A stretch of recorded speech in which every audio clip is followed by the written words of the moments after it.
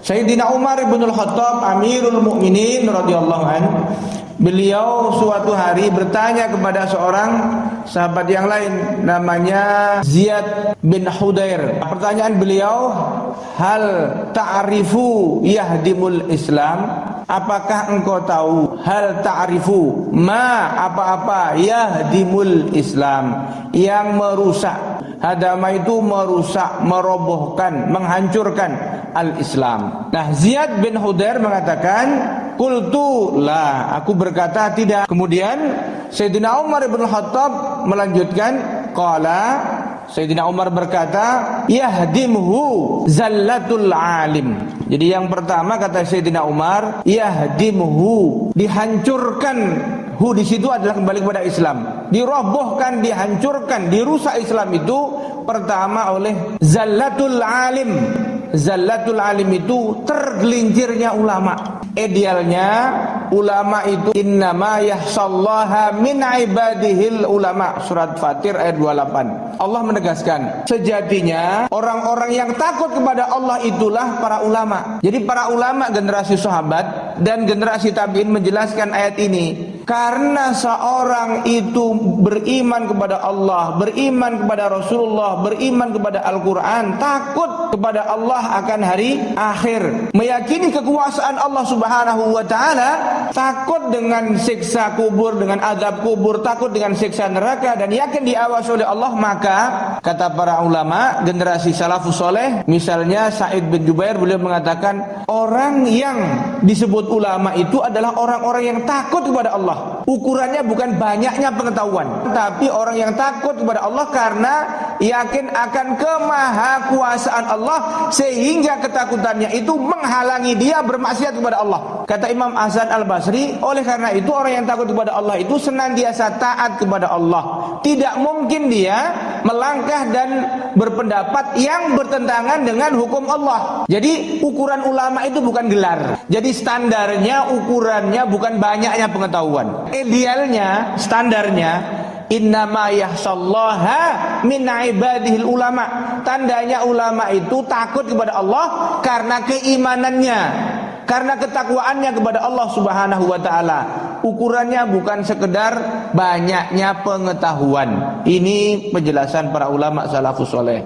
Oleh karena itu, sejatinya ulama itu adalah menjadi penyuluh di tengah gelap. Jelas ulama itu menggambarkan, menunjukkan, menerangkan ini baik, ini buruk, ikuti yang baik. Ini halal, ini haram, ikuti yang halal, tinggalkan yang haram. Ini terpuji, ini tercela, ikuti yang terpuji. Maka ulama itu akan senantiasa menjelaskan kebenaran dari Islam, dari Al-Quran dan Sunnah, sehingga umat tahu mana benar, mana salah. Nah, standar kebenarannya adalah dari Islam. Selagi sesuai dengan Islam, ikuti. Nggak sesuai dengan Islam, nggak usah ikuti. Oleh karena itu, kita harus belajar Islam. Makanya Nabi Shallallahu Alaihi Wasallam dalam banyak hadis yang diriwayatkan oleh Imam Ahmad bin Hanbal, Imam At-Tirmizi, Imam Abu Daud, Nabi Shallallahu Alaihi Wasallam bersabda, al ulama'u warathatul anbiya. Ulama itu pewaris Nabi. Standar ulama itu adalah pewaris Nabi. Maksudnya apa? Aku, kata Nabi, tidak mewariskan dinar, tidak mewariskan dirham, tidak mewariskan kepada kalian harta.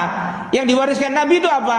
Al-Quran dan Sunnah. Kalau yang namanya mewarisi itu apa? Mengikuti peninggalan Nabi. Kita diwarisi Nabi, Al-Quran dan Sunnah. Kita ikuti Al-Quran dan Sunnah. Maka standarnya adalah al-ulama'u warathatul anbiya. Itu adalah siapapun dia, ya, asalkan senantiasa taat, tunduk, mengikuti Al-Quran dan Sunnah Nabi Sallallahu Alaihi Wasallam, kita ikuti. Bukan gelarnya, bukan kelompoknya, bukan figurnya, akan tetapi apa yang dia bawa, apa yang dia katakan, apa yang dia ucapkan. Oleh karena itu para ulama memberi batasan begini: pelajarilah kebenaran itu, niscaya engkau akan tahu tokoh-tokoh kebenaran dan kebatilan. Jadi kita jangan fanatik dengan figur dulu. Nah, kalau pokoknya apakah dia ikutlah. Kalau seperti itu, salah pun kita akan ikut. Tapi kita belajar kebenaran, belajar Islam, belajar al-haq, maka insya Allah kita akan tahu. Jadi itu standar, mikyas namanya.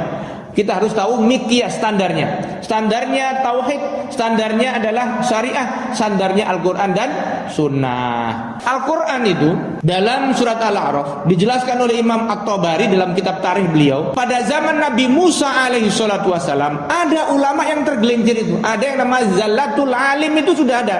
Ada suatu hari Nabi Musa akan berkunjung ke kampung Kan'an, menuju Kan'aniyun penduduk. Ada di situ ulama yang luar biasa keilmuannya. Siapa namanya? Bal'am. Bal'am ini ulama di kalangan Kan'aniyun pada masa Musa alaihissalatu wassalam. Kan tetapi pengikutnya ini senantiasa merayu, melobi ulamanya supaya menentang Musa dan minta supaya berdoa. Isi doanya buruk kepada Musa dan kaumnya. Tidak mau tadinya. Tapi karena godaan harta, godaan perempuan, godaan tahta macam-macam, akhirnya Bal'am ini kemudian luluh. Dia pergi di sebuah bukit. Sampai keledainya itu 3 kali diajak berjalan tak mau. Karena keledainya tahu ini mau diajak kepada kebatilan. Tapi akhirnya Allah mengizinkan keledai itu berjalan dan dinaiki oleh Bal'am sampai ke sebuah bukit.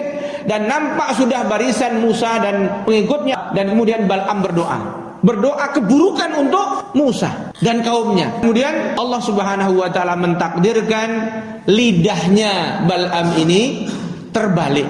Maksudnya ketika dia berdoa keburukan kepada Musa alaihissalam dan pengikutnya, maka berbalik keburukan itu menimpa kaumnya. Jadi doa yang tadinya itu lil Musa, untuk Musa dan pengikutnya, malah dibalikkan oleh Allah kepada kaumnya. Nah akhirnya Bal'am ini di akhir doanya sampai lidahnya menjulur sampai ke dada. Tadinya soleh, tadinya alim, tadinya doanya makbul, ulama. Dan karena godaan kaumnya, akhirnya dia memprovokasi kaumnya.